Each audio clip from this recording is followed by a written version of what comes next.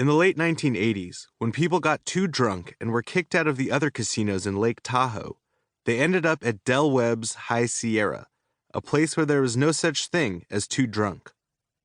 Sometimes they staggered by indifferent security guards who were costumed as Wild West deputies, past stages adorned with fake tumbleweeds, and over to a blackjack table manned by a tall, thin young dealer with thick black hair.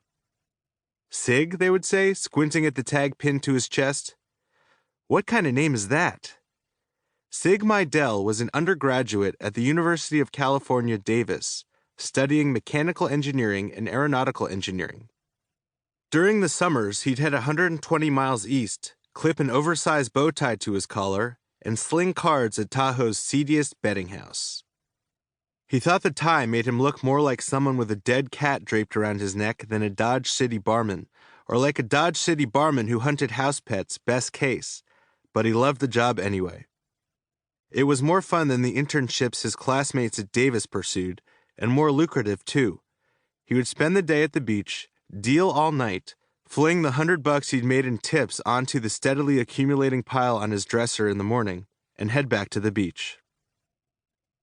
At the High Sierra, he learned things he knew he couldn't have in a lab. The best way to get someone to stop smoking at his table, for example. When a gambler rested his cigarette on the edge of his ashtray, Sig would subtly put a little extra on the next card he'd dealt to him, so that it hit the cigarette and knocked it onto the felt or the ground in a shower of sparks.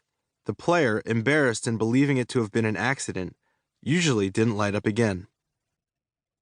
Sig also learned something that he would use more frequently during his future professional career.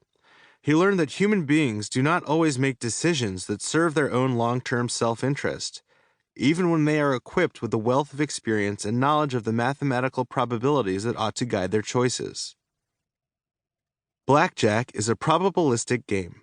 For any combination of cards, the players and the dealers, there is an optimal action for the player to take in order to increase his chances of winning, or generally of losing less. Sometimes the action is both easy and obvious. You hit a 10 against anything. Often, though, players know what they ought to do from a probabilistic perspective, but they do something else because their intuition tells them to. Even the sober patrons of the High Sierra usually decline to hit on a 16 against a dealer's 7 because it sucked to bust, especially with a big bet on the table. The mathematically sound move was to take another card, though. It was a bad hand no matter what, but standing led to a loss rate of 74%. The chances were that the dealer would pull a 17 at minimum, while hitting decreased that to 67.5%, even factoring in the busts, a big difference in the long run. Sometimes, even other dealers, who saw more than 100,000 hands a year with immediate feedback, advised players to stand. This, to Sig, illustrated the limitations of human judgment. Just because it feels right, he told himself, doesn't mean it is right. Human beings tended to trust the combination of experience, intuition, and emotion that comprised their gut. Their gut certainly had value. Sometimes their gut was wrong. When he wasn't spending his free time at the beach, Sig spread his wrinkled tip money onto the blackjack table himself. He rarely won. The house's advantage was the house's advantage. Playing the right way, though, he lost slowly, and when he factored in the complimentary drinks he consumed in the process, he considered it a financial wash. Sig and the other dealers marveled at the way gamblers they had wiped out would unquestioningly follow the custom of tossing their last few chips to them for the trouble, sparing the casino the burden of paying them more than minimum wage. $100 a day was good money, and many dealers decided to make a career out of their summer gig. Sig did not. He graduated from Davis and went on to earn 2 master's degrees in operations research and cognitive psychology from San Jose State. He took a job at Lockheed Martin where he helped launch satellites into orbit.